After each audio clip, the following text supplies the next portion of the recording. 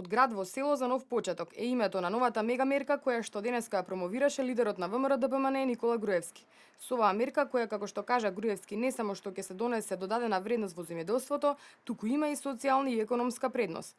Таа нуди голема помош за граѓаните кои ќе донесат одлука од град да се преселат на село, без разлика дали порано направиле миграција од село во град. Груевски потенцира дека на овие лица ќе им биде понуден исклучително поволен пакет на мерки и бенефиции кои што опфаќа парични средства за купување или доизградба, реновирање на куќа на село, бесплатно земјиште за работа и искористување на бројни мерки кои им стојат на располагање на земјоделците. Овој проект ќе се однесува на следните категории на лица. Прво, лица кои преходно мигрирале од село кон град и се уште имаат имот на село.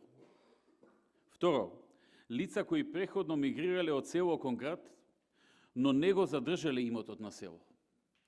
Трето, невработени лица од град или пак вработени, но со многу ниски примања, чии вкупни месечни примања за целото семејство не ја надминуваат просечната бруто плата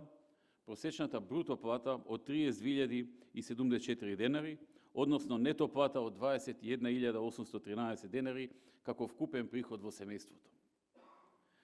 Секој корисник на проектот од град во село за нов почеток ќе добие пакет на бенефиции и на поддршка.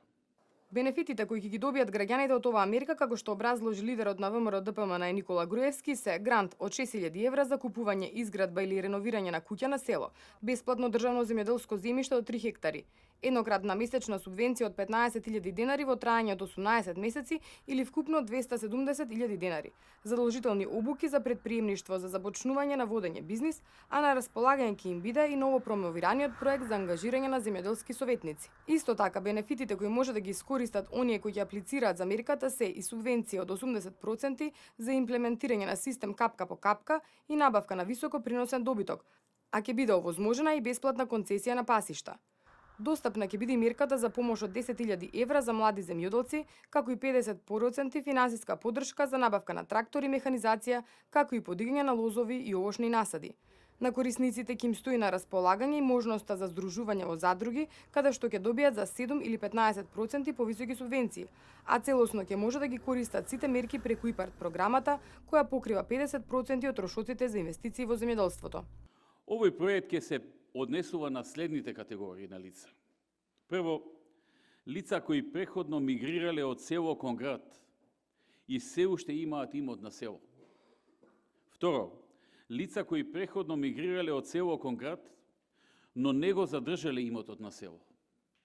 Трето, невработени лица од град или пак вработени, но со многу ниски примања, чии вкупни месечни примања за целото семејство не ја надминуваат просечната бруто плата од 30.074 денари, односно нето плата од 21.813 денари како вкупен приход во семејството.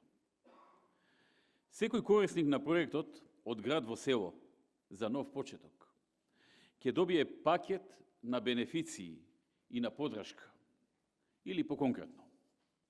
Прво, субвенционирање, поддршка, помош за трошокот за купување или реновирање или градба на куќа до најмалку 6.000 евра.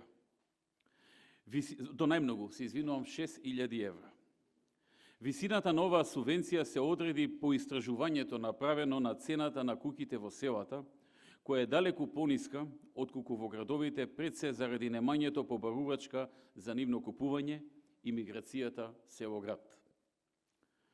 Значи, првата мерка во пакетот е субвенционирање на трошокот за купување или реновирање или градба на куќа до најмногу 6.000 евра.